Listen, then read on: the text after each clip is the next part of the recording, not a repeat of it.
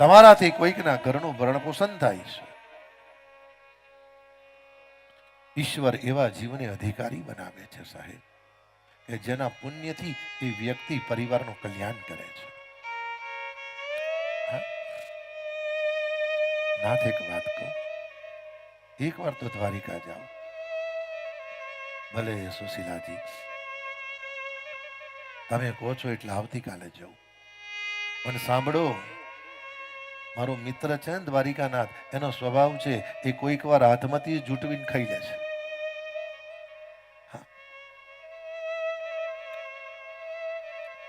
અત્યારે આપણી સ્થિતિ નથી સુશીલા. હું જઉં તો ખરો, મને પૂછે કઈ લાયો તો મારે કેવું શું? સુશીલા કઈ ના, ચિંતા ના કરશો.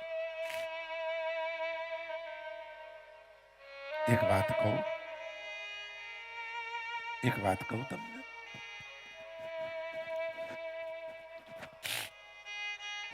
નાથ, પાડોશની અંદર વ્યવહાર એવો સરસ છે ને, તમને ખબર નથી. આપણા છોકરા ભૂખ્યા હોય છે તો પાડોશી આપી જાય છે.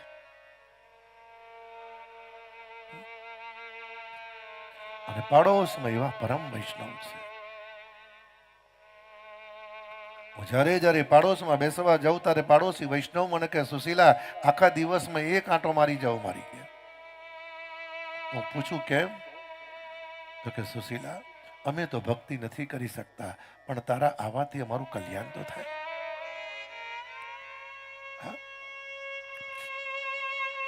હળવે રહીને સુશીલા નિકટમાં ગયા. વંદન કરીને કહ્યું, બેન આવતીકાલે મારા પતિ દ્વારિકા જાય છે, વધારે નહીં, એક બે ત્રણ મુઠ્ઠી તાંડુલાને. પાડોશીએ તાંડુલ આપ્યા. સુશીલાજીએ 3 મુઠ્ઠી પૌવા લીધા. હળવે રહીને પાડોશીને કીધું, બેન મારા પતિ દ્વારિકાથી આવશે ને પૂર્ણ સમર્પિત કરી દઈશ. અને જેવા સુશીલાજી નીકળ, ઉભા રહો બેન, ઉભા રહો. સુશીલા એક વાત કહું, મારે પૌવા પાછા જોઈતા નથી, પણ સુદામાજી પૂર્ણ પધારે ને. અને પતિ પત્નીએ વંદન કરીને કહ્યું, સુશીલા તારા પતિ સુદામાને એટલું કહેજે, આપણા પરિવાર જેવી ભક્તિ અમારા ઘરમાં.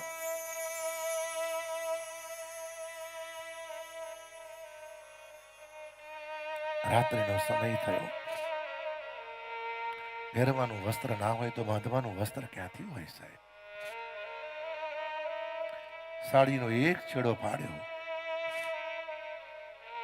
અને સુશીલાજીએ જડથી વસ્ત્રને ધોઈ નાખ્યું. તાંડુલની પોટલી તૈયાર કરી. લાકડી, જે હાથમાં લાકડી લઈને સુદામાજી જાય છે, લાકડીના ઉપરના ભાગમાં બાંધી અને હળવે રહીને સુશીલાજીએ કીધું, દેવનાથ અને યાદ રાખજો, જતા લઈ જવાનું ભૂલી ના જાઓ. તમને કશું યાદ જ નથી રહેતું. સુદામાએ કહ્યું, સુશીલા મનુષ્ય જન્મમાં ભગવાનના સ્મરણ સિવાય યાદ રાખવા જેવું બીજું છે શું?